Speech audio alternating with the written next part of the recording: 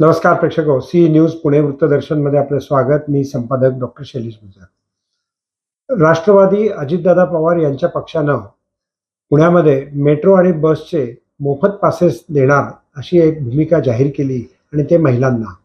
परंतु त्याच्यामधली संदिग्धता ध्यानात घेऊन रिक्षा पंचायतीने एक पत्रक काढले की रिक्षावाल्यांनी मग जगायचं कसं।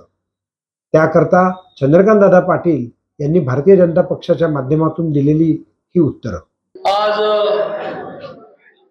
राज्याचे उपमुख्यमंत्री अजितदादा पवार यांनी पुणे महानगरपालिका निवडणुकीसाठी त्यांचं हमीपत्र घोषित केलं आहे।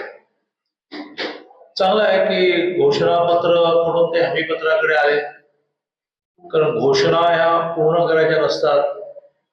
हमीपत्रामध्ये हमी हा आपला एका अर्थाने परंपरागत शब्द आहे। मी हमी देतो, मी शब्द देतो, मी विश्वास देतो, तसं हमीपत्रात घोषित केलं। त्या हमीपत्रातल्या बाकीच्या मुद्द्यांवरही तुम्ही विचारलं तर बोलेल, पण प्रामुख्याने त्यांनी पीएमपीएल आणि मेट्रो मध्ये महिलांना आम्ही मोफत सेवा देऊ असं म्हटलं।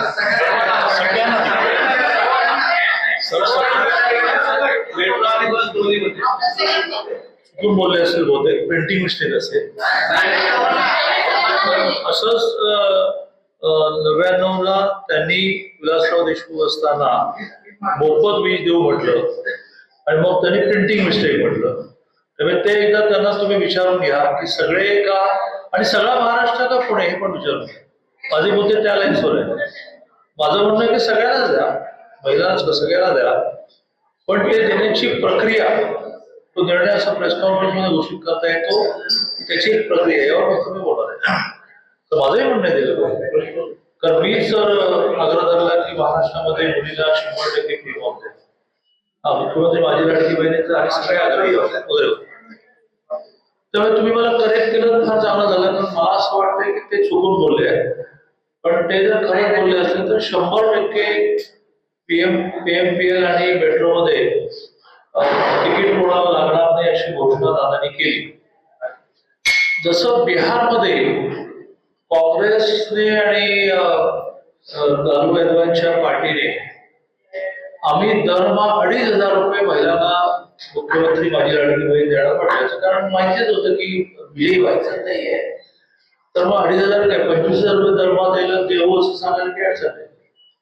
तसं अजितदादांची पार्टी दोन्ही राष्ट्रवादी एकत्र येऊन जी झाली, आता दोन्ही राष्ट्रवादी एकत्र आल्यानंतर त्याचं नाव काय ठेवणार आहे हा विषय आहे, पण ते म्हणायला सोपं पडलं पाहिजे ना। अशी दोन्ही राष्ट्रवादी एकत्र येऊन झालेल्या पार्टीचं हमीपत्र घोषित करताना त्यांनी ही जी घोषणा केली ती जवळजवळ पुणे महानगरपालिकेमध्ये सत्ता येणारच नाहीये